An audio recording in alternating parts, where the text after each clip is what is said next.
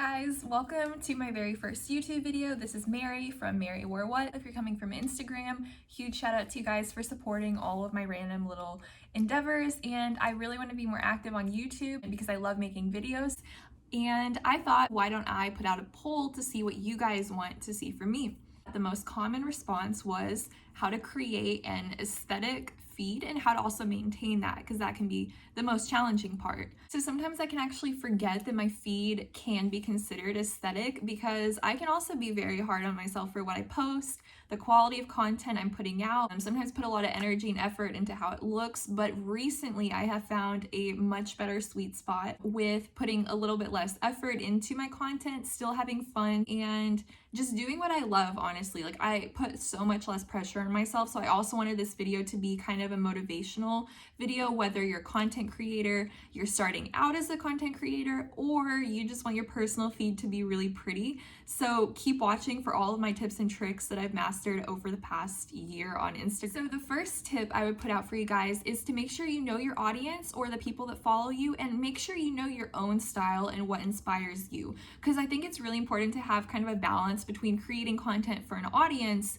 but still maintaining your authenticity, which is what a lot of content creators struggle with. Know your own unique style and kind of what you bring to the table that others don't, and like, why do people follow you, in other words, whether that's your editing style, your really cool poses, or your amazing fashion sense, like whatever. And keep this in mind as you grow your Instagram, because it's important to know what other people like about your page or what they don't like. So going along with this, it's important to have your own editing style, whether you're using the same filter on all your photos. So some of my favorite apps for that are VSCO or VSCO, whatever it's called. And I also love Adobe Lightroom, which is a free mobile app. You can buy presets from other people, and presets are basically glorified filters that make your photos stand out a lot. But anyway, keep your editing style consistent across your feeds. And if you put, a similar preset on each photo, your feed will overall look very cohesive.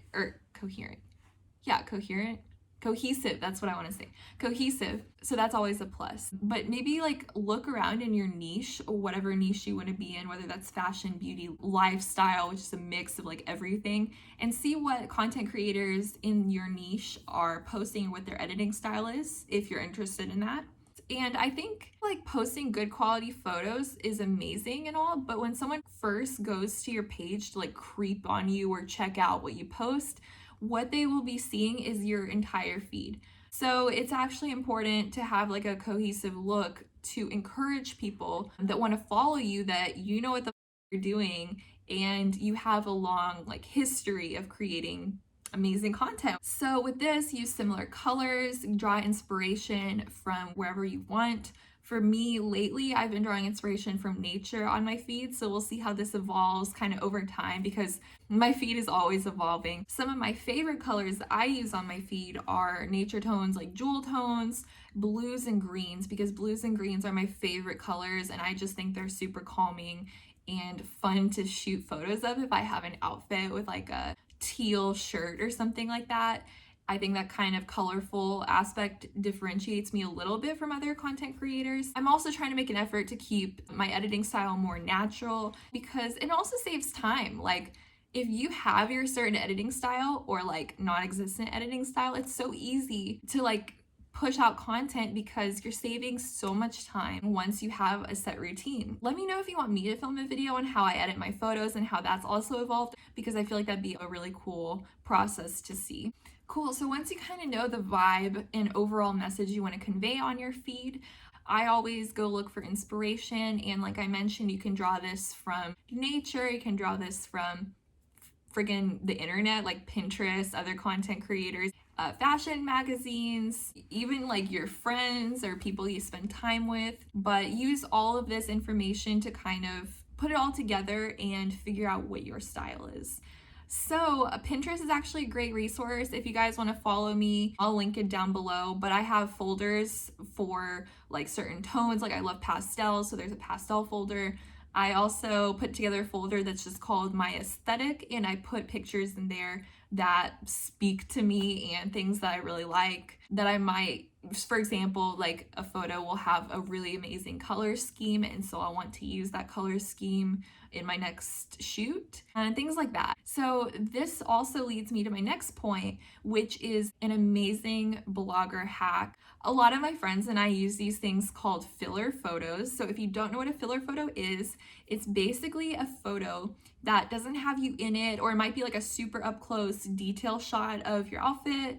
It can be a nature photo, it can be a flat lay, or something really simple like just texture from like crumpled up bed sheets or something. Like, I don't know, I've seen people do stuff like that. And these filler photos may look really dumb when you post it and people aren't used to seeing really plain photos on your feed. But when someone goes to your page, like I mentioned, and sees like your whole grid, it'll look so gorgeous and like put together. It'll make everything flow so much better because you can use filler photos as an opportunity to throw in those unique colors that you like, or throw in, that vibe, and just enhance your entire page. Lately, I've actually been taking a lot of my own filler photos because sometimes like I still don't really like taking photos from Pinterest if I don't know like the direct source. So I try my hardest to take my own photos. But if you're starting out, I have also seen a lot of people use Pinterest as a resource. So that's always okay as long as you credit that you found it on Pinterest, or even better if you know the direct source or artist or photographer, whoever.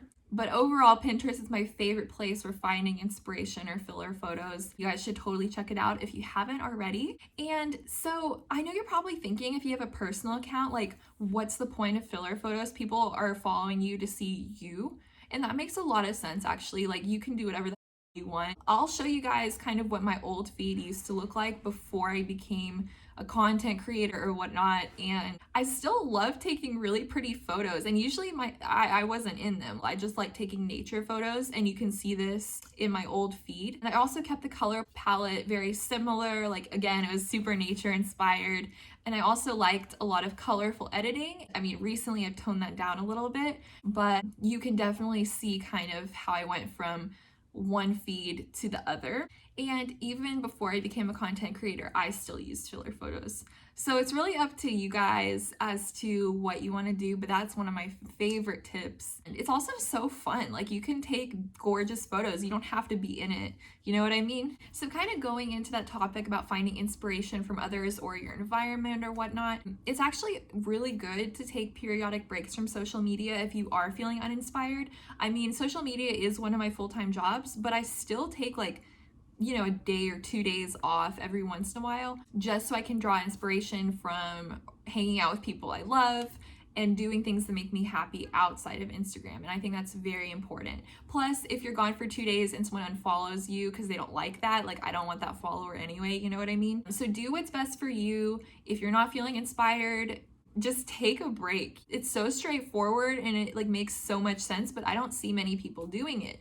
And those periodic breaks keeps you also from overthinking your content, because you might feel some pressure to create that aesthetic feed. Like, don't. In fact, take some steps back and do what feels right for you. I know that's a little bit deep, but it's helped me a lot. So once you have all of that, your last step is to plan out your feed. You might have all of the photos you want to use or the types of styles you want to use, but how do you put that together on your feed? Well, there's actually some amazing apps that I use. Some of my favorites are called Planoly and Unum, I don't know how to pronounce it. You can basically like put all your photos into a grid that looks just like Instagram's, or connect it to your Instagram, whatever you want to do. And you can literally drag the photos through the grid and just rearrange them however you want to. Obviously, you do this before you post on Instagram so you can see how everything will look without having to post on Instagram and be like, oh, I don't like that, and then delete it. But again, don't be too hard on yourself. You guys are capable. But anyway, I hope all of these tips helped. I wanted this to kind of be an overarching video of how I work with my own feed and how I started to plan stuff. But of course, feel free to let me know if you have any detailed questions. I'd love to cover those in my next video, or possibly a branding class I am thinking about putting on. Anyway, guys, have a great rest of the week. Thank you for staying up to this point, and I will see you later.